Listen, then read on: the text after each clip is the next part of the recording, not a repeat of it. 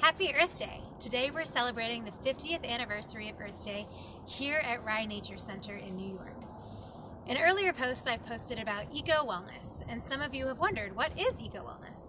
Well, research supports that people across all demographics and abilities who spent at least 2 hours a week in nature reported better mood, improved immune function, and increased health and wellness, which included lower blood pressure, lower stress hormone levels, reduced nervous system arousal, enhanced immune system function, and increased self-esteem, as well as reduced anxiety. So now more than ever, we need these benefits. So if you can, get outside in nature safely today to celebrate Earth Day. It also increases calm and reduces your feelings of isolation. If you do go outside, make sure that you are socially distancing. As we are here, there's nobody near or in sight, and that you're getting the help of an adult if you need it.